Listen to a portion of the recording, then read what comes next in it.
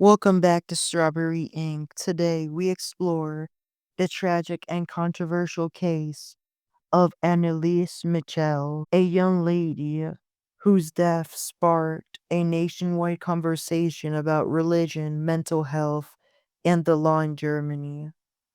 Anneliese died on July 1st, 1976, at the age of 23, which in this part of the world, that's Canada Day. According to forensic reports from the University of Wurzburg Hospital in Bavaria, her death was caused by malnutrition, particularly dehydration and starvation.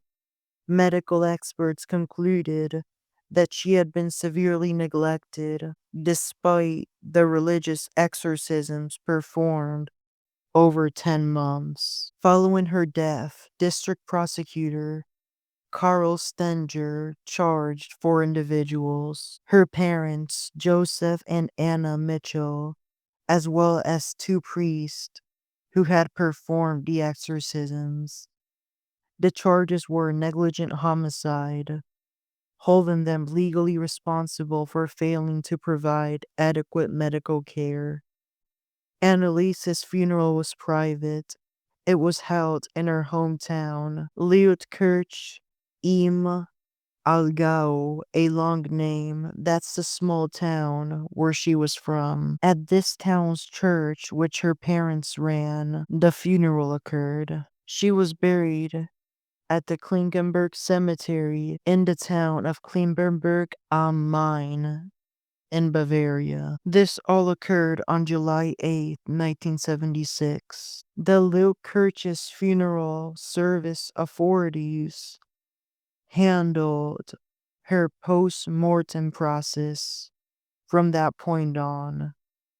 In February 1978, 2 years after her initial burial, her remains were exhumed and reburied in a new oak coffin lined with tin, reflecting both local custom and her family's wishes. Lietkirch is a town in Germany, and back then they had one funeral home serving all residents who had lost a loved one. At their first court appearance, the four defendants appeared before Judge Hermann Reinecke. They pleaded not guilty.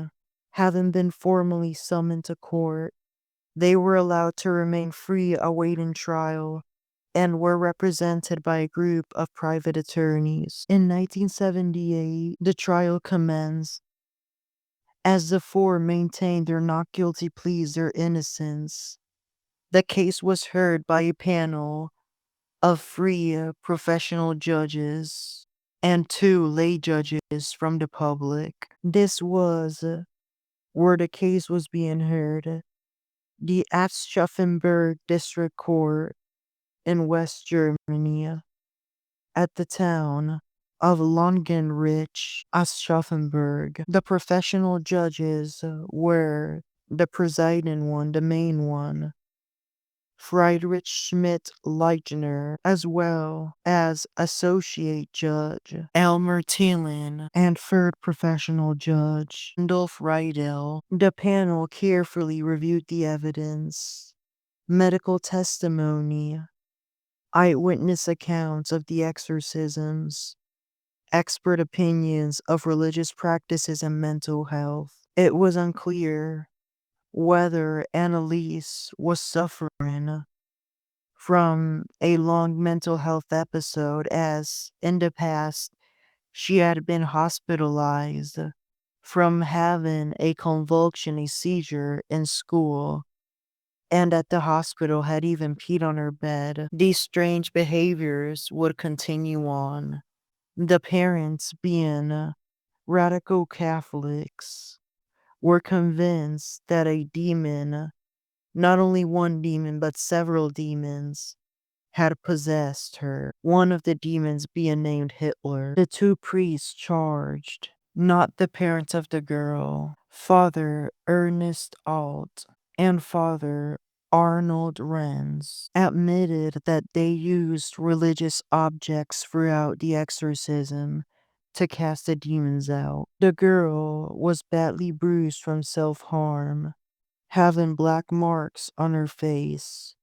She was constantly vomiting. She kept peeing on herself. She would not eat nor drink. She was getting very skinny. She was wearing a white gown, a white bedtime dress. She was very cold, had no sleeves on, no shoes or socks on. She was completely barefoot on her bed, rolling from one side to the other, back and forth, and shouting demonic screams for a long time until she died. This is some audio evidence of a video that I found of the exorcism. 아버지는 익선백 마 이어 언제며 하며던 배운땀 Most of these tapes are translated. Now, to wrap up the episode, the panel of judges found all four defendants guilty of negligent homicide, and only negligent homicide. They faced no more convictions. The judges altogether unanimously voted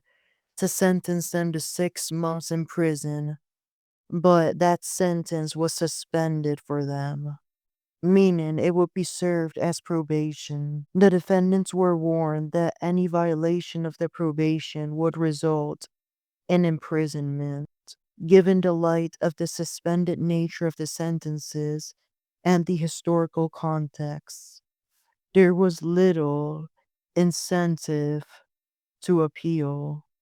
All four successfully completed their probation without issues, though the case remains a landmark in discussions of religion, mental health, and criminal responsibility. Back then, the legal system was not as advanced, and due to them having received suspended sentences, this would not be permanently on their record. It would go away within a year. The tragic story of Anneliese Michel continues to resonate, serving as a cautionary tale about the consequences of neglect, blind faith, and the tension between spiritual belief as well as medical care. Thank you for listening to this episode of Strawberry Ink. I hope you find it interesting. I know it was a difficult story, but anyways, take care and have a good rest of your day.